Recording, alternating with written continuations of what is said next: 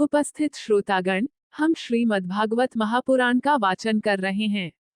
इसकी 19वीं श्रृंखला के अंतर्गत आज आप सुनेंगे तृतीय स्कंध, अध्याय 7 विदुर जी के प्रश्न, अध्याय 8 ब्रह्मा जी की उत्पत्ति, अध्याय 9 ब्रह्मा जी द्वारा भगवान की स्तुति, अध्याय 10 प्रकार की सृष्टि का वर्णन तथा अध्याय 11 मनवंतर आदि काल विभाग का वर्णन। अथ सप्तमोध्याय विदुर जी के प्रश्न। विदुर जी के प्रश्न। श्री शुकदेव जी कहते हैं, मैत्रेय जी का ये भाषण सुनकर बुद्धिमान व्यासनंदन विदुर जी ने उन्हें अपनी वाणी से प्रसन्न करते हुए कहा। विदुर जी ने पूछा, ब्रह्मन, भगवान तो शुद्ध बोध स्वरूप, निर्विकार और निर्गुण हैं, उनके साथ लीला से भी गुण और क्रिया का संबंध कैसे हो सकता है? बालक में तो कामना और दूसरों के साथ खेलने की इच्छा रहती है, इसी से वह खेलने के लिए प्रयत्न करता है, किंतु भगवान तो स्वतः नित्य तृप्त, पूर्ण काम और सर्वदा असंग हैं, वे क्रीड़ा के लिए भी क्यों संकल्प करेंगे? भगवान ने अपनी गुणमयी माया से जगत की रचना की है, उसी से वे इसका पालन करते हैं और फिर उसी से संहार भी करेंगे। जिनके ज्ञान का देश, काल अथवा अवस्था से, अपने आप या किसी दूसरे निमित्त से भी कभी लोप नहीं होता, उनका माया के साथ किस प्रकार संयोग हो सकता है? एकमात्र ये भगवान ही समस्त क्षेत्रों में उनके साक्षी रूप से स्थित हैं, फिर इन्हें दुर्भाग्य या किसी प्रकार के कर्मजनित क्लेश की प्राप्ति कैसे हो सकती है? भगवान, इस अज्ञान संकट में पड़कर मेरा मन बड़ा खिन्न हो रहा है, आप मेरे मन के इस महान मोह को कृपा करके दूर कीजिए। श्री शुकदेव जी कहते हैं, तत्व जिज्ञासु विदुर जी की यह प्रेरणा प्राप्त कर अहंकारहीन श्री मैत्रेय जी ने भगवान का स्मरण करते हुए मुस्कुराकर कहा। श्री मैत्रेय जी ने कहा, जो आत्मा सबका स्वामी और सर्वथा मुक्त स्वरूप है, वही दीनता और बंधन को प्राप्त हो, ये बात युक्ति विरुद्ध अवश्य है, किंतु वस्तुतः यही तो भगवान की माया है। जिस प्रकार स्वप्न देखने वाले पुरुष को अपना सिर कटना आदि व्यापार न होने पर भी अज्ञान के कारण सत्यवत भासते हैं, उसी प्रकार इस जीव को बंधन आदि न होते हुए भी अज्ञानवश भास रहे हैं। यदि यह कहा जाए कि फिर ईश्वर में इनकी प्रतीति क्यों नहीं होती, तो इसका उत्तर यह है कि जिस प्रकार जल में होने वाली कंप आदि क्रिया जल में दिखाई देने वाले चंद्रमा के प्रतिबिंब में न होने पर भी भासती है, आकाशस्थ चंद्रमा में नहीं, उसी प्रकार देहाभिमानी जीव में ही देह के मिथ्या धर्मों की प्रतीति होती है, परमात्मा में नहीं। निष्काम भाव से धर्मों का आचरण करने पर भगवत कृपा से प्राप्त हुए भक्ति योग के द्वारा ये प्रतीति धीरे धीरे निवृत्त हो जाती है। जिस समय समस्त इंद्रियां विषयों से हटकर साक्षी परमात्मा श्रीहरि में निश्चल भाव से स्थित हो जाती हैं, उस समय गाढ़ निद्रा में सोए हुए मनुष्य के समान जीव के राग द्वेष आदि सारे क्लेश सर्वथा नष्ट हो जाते हैं। श्री कृष्ण के गुणों का वर्णन एवं श्रवण अशेष दुख राशि को शांत कर देता है। फिर यदि हमारे हृदय में उनके चरण कमल की रज के सेवन का प्रेम जग पड़े, तब तो कहना ही क्या है। विदुर जी ने कहा, भगवान, आपके युक्तियुक्त वचनों की तलवार से मेरे संदेह छिन्न भिन्न हो गए हैं। अब मेरा चित्त भगवान की स्वतंत्रता और जीव की परतंत्रता, दोनों ही विषयों में खूब प्रवेश कर रहा है। विद्वान, आपने यह बात बहुत ठीक कही कि जीव को जो क्लेश आदि की प्रतीति हो रही है, उसका आधार केवल भगवान की माया ही है। वह क्लेश मिथ्या एवं निर्मूल ही है, क्योंकि इस विश्व का मूल कारण ही माया के अतिरिक्त और कुछ नहीं है। इस संसार में दो ही प्रकार के लोग सुखी हैं, या तो जो अत्यंत मूढ़ अज्ञानग्रस्त हैं, या जो बुद्धि आदि से अतीत श्री भगवान को प्राप्त कर चुके हैं। बीच की श्रेणी के संशयापन लोग तो दुख ही भोगते रहते हैं। भगवान, आपकी कृपा से मुझे ये निश्चय हो गया कि ये अनात्म पदार्थ वस्तुतः है नहीं, केवल प्रतीत ही होते हैं। अब मैं आपके चरणों की सेवा के प्रभाव से उस प्रतीति को भी हटा दूंगा। इन श्री चरणों की सेवा से नित्य सिद्ध भगवान श्री मधुसूदन के चरण कमलों में उत्कट प्रेम और आनंद की वृद्धि होती है, जो आवागमन की यंत्रणा का नाश कर देती है।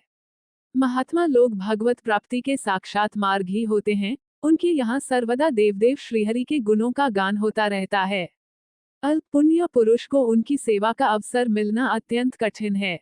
विदुर जी ने आगे कहा, भगवान, आपने कहा कि सृष्टि के प्रारंभ में भगवान ने क्रमशः महदादि तत्व और उनके विकारों को रचकर, फिर उनके अंशों से विराट को उत्पन्न किया और इसके पश्चात वे स्वयं उसमें प्रविष्ट हो गए। उस विराट के हजारों पैर, जांघें और बाहें हैं, उन्हीं को वेद आदि पुरुष कहते हैं, और उन्हीं में ये सब लोक विस्तृत रूप से स्थित हैं।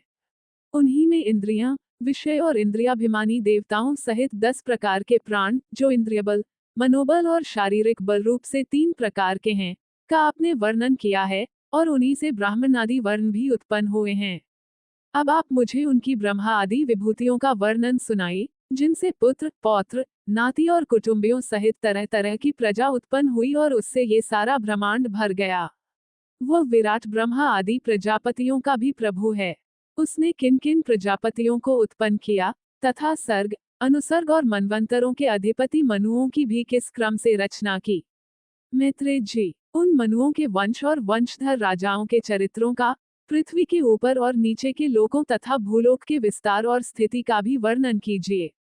ये भी बताइए कि तिर्यक, मनुष्य, देवता, सरीसृप, सर्प आदि रेंगने वाले जंतु और पक्षी, तथा जरायुज, स्वेदज, अंज और उद्भिज, ये 4 प्रकार के प्राणी किस प्रकार उत्पन्न हुए।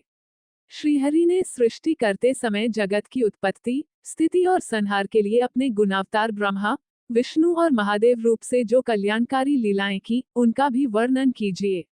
वेश, आचरण और स्वभाव के अनुसार वर्णाश्रम का विभाग, ऋषियों के जन्म कर्म आदि, वेदों का विभाग, यज्ञों का विस्तार, योग का मार्ग, ज्ञान मार्ग और उसका साधन, सांख्य मार्ग तथा भगवान के कहे हुए नारद पांचरात्र आदि तंत्र शास्त्र, विभिन्न पाखंड मार्गों के प्रचार से होने वाली विषमता, नीच वर्ण के पुरुष से उच्च वर्ण की स्त्री में होने वाली संतानों के प्रकार तथा भिन्न भिन्न गुण और कर्म के कारण जीव की जैसी और जितनी गतियां होती हैं, वे सब हमें सुनाइए।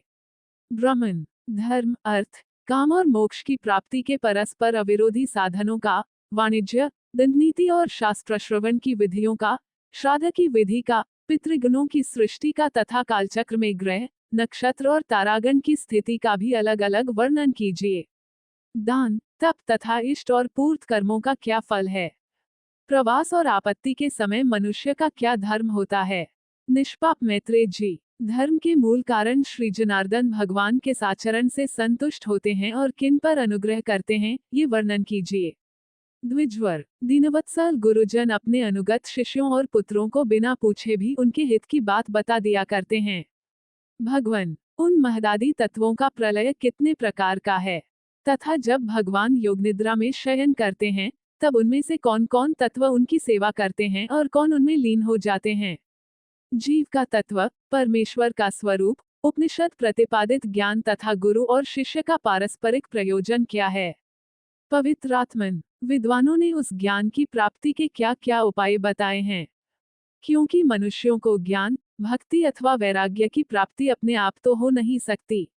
ब्राह्मण, माया मोह के कारण मेरी विचार दृष्टि नष्ट हो गई है। मैं अज्ञ हूँ, आप मेरे परम सुहृद हैं, अतः श्रीहरि लीला का ज्ञान प्राप्त करने की इच्छा से मैंने जो प्रश्न किए हैं, उनका उत्तर मुझे दीजिए। पुण्यमय मैत्रेय जी, भगवत तत्व के उपदेश द्वारा जीव को जन्म मृत्यु से छुड़ाकर उसे अभय कर देने में जो पुण्य होता है, समस्त वेदों के अध्ययन, यज्ञ, तपस्या और दान आदि से होने वाला पुण्य उस पुण्य के 16वें अंश के बराबर भी नहीं हो सकता। श्री शुक उवाच, राजन, जब कुरुश्रेष्ठ विदुर जी ने मुनिवर मैत्रेय जी से इस प्रकार पुराण विषयक प्रश्न किए, तब भगवत चर्चा के लिए प्रेरित किए जाने के कारण वे बड़े प्रसन्न हुए और मुस्कराकर उनसे कहने लगे। इति श्रीमद्भागवते महापुराणे पारमहंस्यां संहितायां तृतीय स्कंधे सप्तमोऽध्यायः। 7। ओम नमो भगवते वासुदेवाय। अष्टम अध्याय, ब्रह्माजी की उत्पत्ति। मैत्रेय ने कहा, निश्चय ही पुरुवंश सेवा करने योग्य है, क्योंकि उसमें भगवान के प्रमुख भक्त और लोकपाल उत्पन्न हुए, जिनकी कीर्ति प्रत्येक क्षण नई नई होकर बढ़ती रहती है। मैं अब इस भागवत पुराण का वर्णन करता हूँ, जो महान पुरुषों के दुख को दूर करने और सामान्य मनुष्यों के छोटे छोटे सुखों के लिए भी हितकारी है। इसे स्वयं भगवान ने ऋषियों से कहा था। एक समय आदि पुरुष संकर्षण भगवान, जो शुद्ध सत्व स्वरूप हैं, पृथ्वी पर विराजमान थे। परम तत्व को जानने की इच्छा रखने वाले सनकादि मुनियों ने उनसे प्रश्न किया। वे अपने ही धाम में स्थित होकर अत्यंत आदर के साथ विराजमान थे। उन्हें वासुदेव नाम से जाना जाता है। उन्होंने अपनी अंतर्मुखी दृष्टि को थोड़ा सा खोल रखा था, जिससे देवताओं का कल्याण हो सके। उनकी जटाओं से गंगाजल टपक रहा था, जिससे उनके चरण कमल स्नान कर रहे थे। उन चरणों की पूजा नागराज की कन्याएं प्रेमपूर्वक विभिन्न प्रकार की भेंटों से करती थीं, अपने इच्छित वर पाने के लिए। ज्ञानीजन उनके गुणों का बार बार प्रेम से उच्चारण करते हुए भावविभोर होकर उनके कार्यों का गान करते थे। उनके सहस्र फनों पर जड़े मणियों के प्रकाश से अद्भुत आभा फैल रही थी। ये ज्ञान भगवान के परम भक्त ने सनत कुमार को बताया था, जो निवृत्ति मार्ग में स्थित थे। सनत कुमार ने इसे सांख्यायन मुनि से कहा, जिन्होंने कठोर व्रत धारण किया था। सांख्यायन, जो परमहंसों में श्रेष्ठ थे, भगवान की विभूतियों का वर्णन करने की इच्छा से हमारे गुरु पराशर और बृहस्पति को ये ज्ञान सुनाया। उन दयालु मुनि ने, जिन्हें पुलस्त्य ऋषि से यह आदिपुराण प्राप्त हुआ था, मुझे भी ये बताया। अब मैं श्रद्धालु और नियम पूर्वक आचरण करने वाले तुमसे इसे कह रहा हूँ।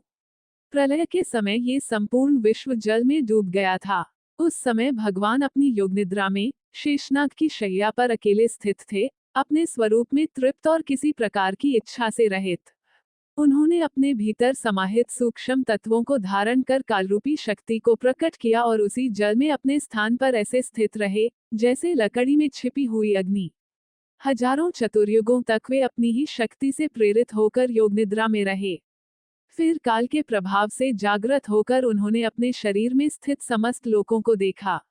जब उनकी दृष्टि सूक्ष्म तत्वों में लगी, तब रजोगुण के प्रभाव से नाभि से एक सूक्ष्म बीज उत्पन्न हुआ।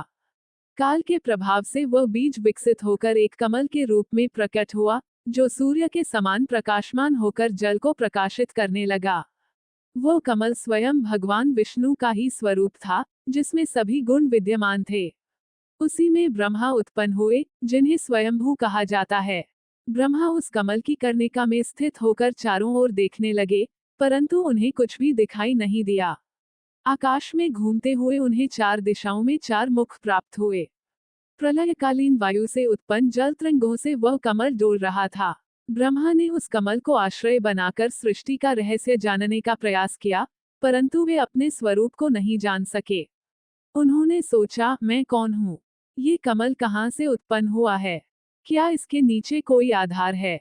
इस प्रकार विचार करते हुए वे कमलनाल के मार्ग से जल के भीतर गए, परंतु बहुत खोजने पर भी उन्हें उसका मूल नहीं मिला। अंधकार में सृष्टि के कारण की खोज करते हुए उनके सामने काल का महान चक्र प्रकट हुआ, जो सभी प्राणियों के जीवन को क्षीण करता है और भय उत्पन्न करता है। अपनी इच्छा पूरी न होने पर वे वापस अपने स्थान पर लौट आए और धीरे धीरे श्वास को नियंत्रित कर मन को स्थिर करते हुए समाधि में स्थित हो गए। दीर्घ काल तक योगाभ्यास करने के बाद उनके भीतर ज्ञान का उदय हुआ और उन्होंने अपने हृदय में उस दिव्य पुरुष का दर्शन किया, जिसे उन्होंने पहले कभी नहीं देखा था। उन्होंने देखा कि श्वेत कमल के समान उज्ज्वल शेषनाग की शैया पर एक दिव्य पुरुष शयन कर रहे हैं। उनके सहस्र फनों के रत्नों की आभा से प्रलयकालीन अंधकार दूर हो रहा था। उनका शरीर हरित मणियों के पर्वत के समान दीप्तिमान था। उनके सिर पर स्वर्णमय मुकुट था और वे दिव्य वनमाला तथा आभूषणों से विभूषित थे। उनका स्वरूप तीनों लोकों को धारण करने वाला, अत्यंत विशाल और दिव्य वस्त्रों एवं आभूषणों से सुशोभित था। वे अपने भक्तों को, जो निष्काम भाव से उनकी पूजा करते हैं, अपने चरण कमलों का दर्शन कराते हैं, जो सभी इच्छाओं को पूर्ण करने वाले हैं। उनका मुख मुस्कान से युक्त था, जो संसार के दुखों को दूर करता है। उनके अधर लाल थे और वे सुंदर कुंडलों से अलंकृत थे। वे पीतवर्ण वस्त्र धारण किए हुए थे, कमर में करधनी थी, और उनके वक्षस्थल पर श्रीवत्स चिन्ह तथा कौस्तुभ मणि शोभायमान थी। उनकी भुजाएं अनेक आभूषणों से सुसज्जित थीं और उनका स्वरूप संपूर्ण ब्रह्मांड का आधार था। वे चर और अचर समस्त जगत के स्वामी, पर्वतों के भी अधिपति और जल में स्थित होकर भी सर्वव्यापक थे। उनके सहस्र मुकुट स्वर्णमय थे और उनके भीतर कौस्तुभ मणि का प्रकाश झलक रहा था। वे वेदमयी वनमाला धारण किए हुए थे और सूर्य, चंद्र, वायु तथा अग्नि भी उनके तेज को नहीं पा सकते थे। तब ब्रह्मा ने उनकी नाभि से उत्पन्न उस कमल को, स्वयं को, जल, वायु और आकाश को देखा। इसके आगे वे सृष्टि का कोई और कारण नहीं देख सके। रजोगुण से प्रेरित होकर सृष्टि की इच्छा करने वाले ब्रह्मा ने उसी समय भगवान की स्तुति की और अपने मन को उस अदृश्य मार्ग में स्थिर किया। इसी प्रकार श्रीमद्भागवत महापुराण के तृतीय स्कंध में अष्टम अध्याय समाप्त होता है। ओम नमो भगवते वासुदेवाय। नवम अध्याय ब्रह्माजी द्वारा भगवान की स्तुति। ब्रह्मा ने कहा, हे भगवान, आज बहुत समय बाद मैं आपको जान पाया हूँ। यह आश्चर्य की बात है कि शरीरधारी जीव आपके वास्तविक स्वरूप को नहीं जान पाते। आपसे भिन्न कुछ भी नहीं है, फिर भी आपकी माया के गुणों के कारण आप अनेक रूपों में प्रकट होते हैं। आपका ये रूप ज्ञान और आनंद का स्रोत है, जो अज्ञान रूपी अंधकार को दूर करता है और भक्तों पर कृपा करने के लिए प्रकट होता है। इसी से अनेक अवतारों का उद्गम होता है, और उसी आपकी नाभि से उत्पन्न कमल से मेरा जन्म हुआ। आपका जो परम स्वरूप है, वह शुद्ध आनंदमय, अद्वैत और माया रहित है। मैं उसी एक परम सत्य को देख रहा हूँ, जो संपूर्ण सृष्टि का कारण है और जिसमें सब कुछ स्थित है। ये संपूर्ण जगत आपके ही स्वरूप का मंगलमय विस्तार है, जिसे आपने ध्यान में अपने भक्तों को दिखाया है। उन असत्संग में पड़े लोगों को छोड़कर मैं आपको बार बार नमस्कार करता हूँ। जो लोग आपके चरण कमलों की सुगंध को, जो श्रवण के माध्यम से हृदय में प्रवेश करती है, अनुभव करते हैं और भक्ति से आपके चरणों को ग्रहण करते हैं, उनके हृदय से आप कभी दूर नहीं होते। जब तक मनुष्य आपके निर्भय चरणों का आश्रय नहीं लेता, तब तक धन, शरीर और संबंधों के कारण भय, शोक, इच्छा, अपमान और लोभ बना रहता है। जो लोग आपकी भक्ति से विमुख होकर इंद्रियों के वश में रहते हैं, वे थोड़े से सुख के लिए भी पाप कर्म करते रहते हैं और दुख पाते हैं। भूख, प्यास, शरीर के विकार, शीत उष्ण, वर्षा और क्रोध, इन सब से पीड़ित होकर मेरा मन अत्यंत व्याकुल हो जाता है। जब तक मनुष्य इंद्रियों और विषयों के भेद को सत्य मानता है, तब तक वह जन्म मरण के चक्र से मुक्त नहीं हो सकता और व्यर्थ दुख उठाता रहता है। दिन भर कर्मों में लगे रहने और रात को विभिन्न इच्छाओं में उलझे रहने के कारण और दैव के प्रहार से पीड़ित होकर महान ऋषि भी यदि आपकी भक्ति से दूर हो जाएं, तो संसार में भटकते रहते हैं। हे प्रभु, आप भक्ति योग से शुद्ध हृदय में प्रकट होते हैं। भक्त जिस जिस रूप में आपको ध्यान करते हैं, आप उसी रूप में उन्हें दर्शन देते हैं। देवता भी अनेक प्रकार के पूजन से आपको प्रसन्न नहीं कर सकते, यदि उनके हृदय में स्वार्थ है। परंतु जो सभी प्राणियों पर दया करते हैं, उनके हृदय में आप सहज ही निवास करते हैं। इसलिए यज्ञ, दान, तप और व्रत आदि सभी कर्मों का उद्देश्य केवल आपकी भक्ति और प्रसन्नता ही होना चाहिए, अन्यथा वे व्यर्थ हैं। आपको नमस्कार है, जो अपने तेज से अज्ञान का नाश करते हैं और सृष्टि, पालन और प्रलय की लीला करते हैं। जो लोग आपके नाम, गुण और कर्मों का स्मरण करते हैं, वे अनेक जन्मों के पापों से मुक्त होकर अमृतत्व को प्राप्त होते हैं। मैं उस अजन्मा परम पुरुष की शरण लेता हूँ। आप, मैं, शिव और अन्य देवता, सब आपके ही अंश हैं। आप ही सृष्टि, पालन और प्रलय के कारण हैं। आपको नमस्कार है। ये संसार आपके बताए हुए धर्म से विमुख होकर कर्मों में फंसा रहता है, और मृत्यु रूपी काल उसकी आशाओं को नष्ट कर देता है। उस काल स्वरूप आपको नमस्कार है। मैं भी, जो ब्रह्मा हूँ और दीर्घकाल तक जीवित रहता हूँ, आपसे भयभीत हूँ। आपने तप करके ही सृष्टि की रचना की है, आपको नमस्कार है। आप अपनी इच्छा से विभिन्न योनियों में अवतार लेकर संसार में लीला करते हैं और धर्म की स्थापना करते हैं। आपको नमस्कार है। आप अज्ञान से रहित होकर भी योग निद्रा में रहते हैं और प्रलय के जल में शेषनाग पर शयन करते हैं, जिससे जीवों को शांति मिलती है। आपकी नाभि से उत्पन्न कमल से मेरा जन्म हुआ, जिससे मैं सृष्टि कर सका। आपको नमस्कार है, जो योग निद्रा से जागकर सृष्टि का आरंभ करते हैं। आप समस्त जगत के हितकारी और सबके आत्मा हैं। कृपया मेरी दृष्टि को शुद्ध करें, जिससे मैं सृष्टि का कार्य पूर्ववत कर सकूं। आप शरणागतों को वर देने वाले हैं। कृपा करके मुझे शक्ति दें, जिससे मैं सृष्टि करते समय अपने मन को स्थिर रख सकूं और कर्मबंधन से मुक्त रहूं। हे अनंत शक्ति के स्वामी, मैं आपकी नाभि से उत्पन्न होकर आपकी शक्ति से ही सृष्टि का कार्य कर रहा हूँ। कृपा करके मुझे वेदों के ज्ञान का सही वर्णन करने की शक्ति दें।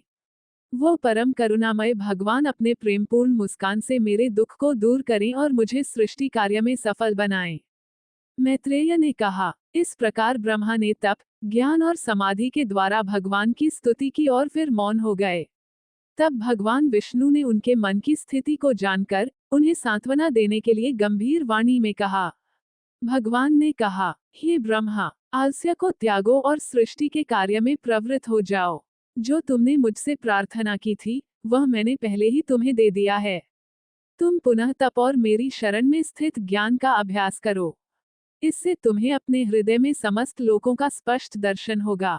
भक्ति और एकाग्रता के साथ तुम मुझे अपने भीतर और संपूर्ण जगत में व्याप्त देखोगे।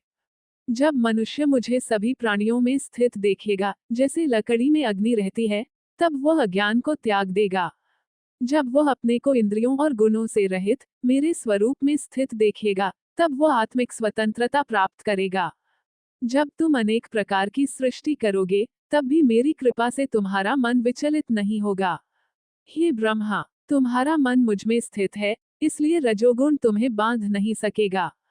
तुमने आज मुझे जान लिया है, यद्यपि मैं सामान्य जीवों के लिए कठिन हूँ। जब तुम कमल के मूल की खोज कर रहे थे, तब मैंने तुम्हें अपना दर्शन दिया, यह मेरी कृपा ही है। तुमने जो मेरी स्तुति की है और तप में जो स्थिरता दिखाई है, वह भी मेरी कृपा का ही फल है।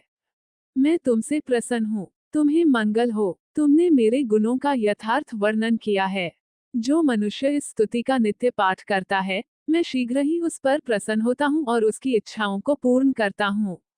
यज्ञ, तप, दान और योग से जो फल मिलता है, उससे भी श्रेष्ठ मेरी भक्ति है, ऐसा ज्ञानी लोग मानते हैं। मैं सभी आत्माओं का आत्मा हूँ और सबसे प्रिय हूँ। इसलिए मनुष्य को मुझ में प्रेम करना चाहिए। अब तुम मेरे ही स्वरूप से पूर्व की भांति इस सृष्टि का निर्माण करो। मैत्रेय ने कहा। इस प्रकार भगवान ने ब्रह्मा को उपदेश देकर अपने स्वरूप को प्रकट किया और फिर अदृश्य हो गए। इस प्रकार श्रीमद् भागवत महापुराण के तृतीय स्कंध में 9वां अध्याय समाप्त होता है। ओम नमो भगवते वासुदेवाय। 10वां अध्याय 10 प्रकार की सृष्टि का वर्णन। विदुर ने कहा, भगवान के अंतर्धान होने के बाद ब्रह्मा, जो समस्त लोकों के पितामह हैं, उन्होंने कितने प्रकार से अपनी शारीरिक और मानसिक शक्तियों से प्रजाओं की सृष्टि की। हे प्रभु, मैंने आपसे जो जो प्रश्न किए हैं, कृपया उन्हें क्रम से बताए और हमारे सभी संदेहों को दूर कीजिए। सूत ने कहा। इस प्रकार विदुर द्वारा प्रेरित किए जाने पर कौशारव मुनि मैत्रेय प्रसन्न होकर उन प्रश्नों का उत्तर देने लगे। मैत्रेय ने कहा, ब्रह्मा ने भी भगवान के कहे अनुसार दिव्य 100 वर्षों तक तप किया और अपने मन को आत्मा में स्थित किया। कमल से उत्पन्न ब्रह्मा ने देखा कि वह कमल, जो जल और वायु पर स्थित था, काल की शक्ति से हिल रहा है। अपने तप और आत्मस्थित ज्ञान के प्रभाव से उन्होंने अपनी बुद्धि और शक्ति को बढ़ाया और वायु तथा जल को स्थिर कर दिया। उस विशाल आकाश में स्थित कमल को देखकर उन्होंने विचार किया कि इसी के माध्यम से मैं उन लोकों की रचना करूंगा, जो पहले प्रलय में लीन हो गए थे। फिर उन्होंने भगवान की प्रेरणा से उस कमल में प्रवेश किया और उसे एक से अनेक भागों में विभाजित कर दिया, 3, 7 और 14 लोकों के रूप में। इस प्रकार जीवों के रहने के स्थानों का विभाजन किया गया। ये सब निष्काम धर्म के फलस्वरूप ब्रह्मा द्वारा किया गया। विदुर ने पूछा, हे ब्राह्मण, आपने भगवान के अद्भुत कार्यों का वर्णन किया है। अब कृपया काल के स्वरूप का भी वर्णन कीजिए। मैत्रेय ने कहा, गुणों के विकार से रहित, निराकार और अप्रत्यक्ष परम पुरुष ने लीला से इस सृष्टि की रचना की। ये संपूर्ण विश्व ब्रह्मरूप है, जो विष्णु की माया से प्रकट हुआ है और काल के द्वारा सीमित होकर अव्यक्त रूप में स्थित है। जैसा यह अब है, वैसा ही पहले था और आगे भी रहेगा। सृष्टि के 9 प्रकार हैं, प्राकृतिक और वैकृतिक। काल, द्रव्य और गुणों के आधार पर सृष्टि का 3 प्रकार से संहार भी होता है। पहली सृष्टि महत तत्व की है, जो गुणों के असंतुलन से उत्पन्न होती है। दूसरी सृष्टि अहंकार की है, जिससे द्रव्य, ज्ञान और क्रिया उत्पन्न होते हैं। तीसरी सृष्टि तन्मात्राओं की है, जिनमें द्रव्य की शक्ति निहित होती है। चौथी सृष्टि इंद्रियों की है, जो ज्ञान और कर्म दोनों से संबंधित है। पांचवी सृष्टि देवताओं की है, जो मन से उत्पन्न होती है। छठी सृष्टि अज्ञान से उत्पन्न होती है। ये 6 प्राकृतिक सृष्टियां हैं। अब वैकृतिक सृष्टियों को सुनो। 7वीं सृष्टि स्थावर अचल जीवों की है, जो 6 प्रकार की होती है, वृक्ष, औषधियां, लताएं आदि। 8वीं सृष्टि तिर्यक पशु पक्षियों की है, जो अज्ञान से युक्त होती है और अनेक प्रकार की होती है। इनमें गौ, बकरी, घोड़ा, गधा, सिंह, हाथी, कछुआ, मगर आदि अनेक प्रकार के पशु पक्षी सम्मिलित हैं। 9वीं सृष्टि मनुष्यों की है, जो कर्म प्रधान और रजोगुण से प्रभावित होती है तथा दुख में भी सुख मानती है। ये 3 वैकृतिक सृष्टियां हैं। देवताओं की सृष्टि 8 प्रकार की होती है। देवता, पितर, असुर, गंधर्व, अप्सराएं, सिद्ध, यक्ष और राक्षस। इसके अतिरिक्त भूत, प्रेत, पिशाच, विद्याधर, किन्नर आदि भी सृष्टि के भाग हैं। हे विदुर, इस प्रकार ये 10 प्रकार की सृष्टियां ब्रह्मा द्वारा की गई हैं। अब मैं आगे वंशों और मनवंतरों का वर्णन करूंगा। इस प्रकार ब्रह्मा, जो भगवान की इच्छा से प्रेरित होकर अपने ही द्वारा स्वयं की सृष्टि करते हैं और उनकी इच्छा कभी व्यर्थ नहीं जाती। इसी प्रकार श्रीमद्भागवत महापुराण के तृतीय स्कंध में 10वां अध्याय समाप्त होता है।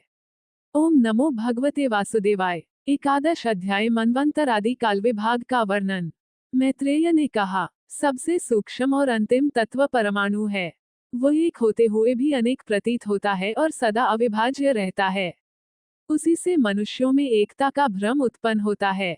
जो पदार्थ अपने वास्तविक स्वरूप में स्थित है, उसकी परम अवस्था कैवल्य है, वह अत्यंत महान, अविभाज्य और निरंतर है। हे श्रेष्ठ पुरुष, इसी प्रकार काल का भी अनुमान सूक्ष्म और स्थूल रूपों से किया जाता है। भगवान स्वयं अव्यक्त होकर भी सबका अनुभव करने वाले हैं। वह काल परमाणु रूप है, जो सूक्ष्मतम को भी प्रभावित करता है, और वही महान काल स्थूल रूप में संपूर्ण सृष्टि को प्रभावित करता है। 2 परमाणु मिलकर एक अणु बनाते हैं, और 3 अणु मिलकर त्रिश्रेणु कहलाते हैं, जो सूर्य की किरणों में दिखाई देते हैं। 3 त्रिश्रेणुओं के समय को त्रुटि कहते हैं। उसके 100वें भाग को वेद और 3 वेद मिलकर एक लव होता है। 3 लव मिलकर एक निमेष होता है, और 3 निमेष मिलकर एक क्षण कहलाता है। 5 क्षण एक काष्ठा होते हैं और 15 काष्ठाएं एक लघु होती हैं। 15 लघु मिलकर एक नाड़ी होती है। 2 नाड़ी एक मुहूर्त बनाते हैं। 6 या 7 मुहूर्त एक प्रहर होता है। 4 प्रहर मिलकर एक दिन और एक रात बनाते हैं। 15 दिन मिलकर एक पक्ष होता है, शुक्ल और कृष्ण। 2 पक्ष मिलकर एक महीना बनाते हैं, जो पितरों का एक दिन रात माना जाता है। 2 महीने मिलकर एक ऋतु होती है और 6 महीने एक अयन। 2 अयन मिलकर एक वर्ष बनता है, और मनुष्यों की अधिकतम आयु 100 वर्ष मानी गई है। सूर्य, चंद्रमा और नक्षत्रों के साथ यह समस्त जगत कालचक्र में घूमता रहता है। संवत्सर, परिवत्सर, इरावत्सर, अनुवत्सर और वत्सर, ये 5 प्रकार के वर्ष कहे गए हैं। जो काल सृष्टि की शक्तियों को प्रेरित करता है और जीवों के भेद उत्पन्न करता है, उसी काल को नमस्कार करना चाहिए। विदुर ने पूछा, हे मुनि, आपने देवताओं, पितरों और मनुष्यों की आयु का वर्णन किया है। अब उन उच्च लोकों का वर्णन कीजिए जो कल्प से भी परे हैं। मैत्रेय ने कहा, कृत, त्रेता, द्वापर और कले, ये 4 युग मिलकर एक चतुर्युग बनाते हैं। इन युगों की अवधि क्रमशः घटती जाती है। कृतयुग सबसे लंबा और कलियुग सबसे छोटा होता है। प्रत्येक युग के आरंभ और अंत में संध्या और संध्यांश होते हैं। इन्हें मिलाकर ही युग की पूर्ण अवधि होती है। कृतयुग में धर्म 4 चरणों में स्थित रहता है, परंतु अन्य युगों में वह क्रमशः घटता जाता है। 1000 चतुर्युग ब्रह्मा का एक दिन होता है, और उतनी ही अवधि उनकी रात होती है। रात के अंत में सृष्टि का पुनः आरंभ होता है और दिन भर 14 मनुओं का शासन चलता है। प्रत्येक मनवंतर में मनु, उनके वंशज, ऋषि और देवता उत्पन्न होते हैं। ये सृष्टि ब्रह्मा का दैनिक कार्य है, जिसमें मनुष्य, पशु, देवता आदि अपने अपने कर्मों के अनुसार जन्म लेते हैं। प्रत्येक मनवंतर में भगवान विभिन्न अवतार लेकर सृष्टि की रक्षा करते हैं। दिन के अंत में भगवान तमोगुण को धारण करके अपनी शक्ति को सीमित कर लेते हैं और शांत हो जाते हैं। रात्रि में तीनों लोक नष्ट होकर अदृश्य हो जाते हैं और सूर्य चंद्रमा का प्रकाश भी नहीं रहता। तब संकर्षण की अग्नि से तीनों लोक जलने लगते हैं और महरलोक के निवासी जनलोक की ओर चले जाते हैं। फिर प्रचंड वायु और समुद्र की लहरें तीनों लोकों को जलमग्न कर देती हैं।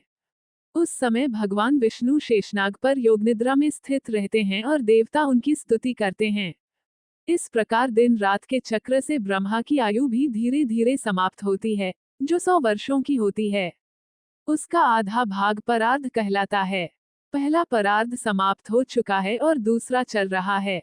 पहले परार्ध के आरंभ में ब्रह्मकल्प था, जिसमें वेदों का प्राकट्य हुआ। उसके अंत में पद्मकल्प हुआ, जिसमें भगवान की नाभि से कमल उत्पन्न हुआ। वर्तमान में जो कल्प चल रहा है वह वराह कल्प कहलाता है, जिसमें भगवान ने वराह अवतार लिया। ये संपूर्ण काल, जो 2 परार्धों तक विस्तृत है, परमात्मा की लीला मात्र है। काल परमाणु से लेकर ब्रह्मा के जीवन काल तक सबको नियंत्रित करता है, परंतु स्वयं परमात्मा उससे परे हैं। ये ब्रह्मांड अनेक परतों से घिरा हुआ है और अनंत ब्रह्मांड उसमें समाहित हैं। इन सब का मूल कारण अविनाशी ब्रह्म है, जो भगवान विष्णु का परम धाम है। इसी प्रकार श्रीमद्भागवत महापुराण के तृतीय स्कंध में 11 अध्याय समाप्त होता है। श्रीमद्भागवत की आरती,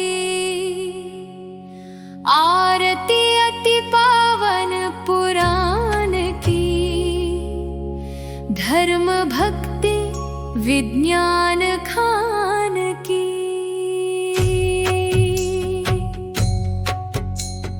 महापुराण भागवत निर्मल,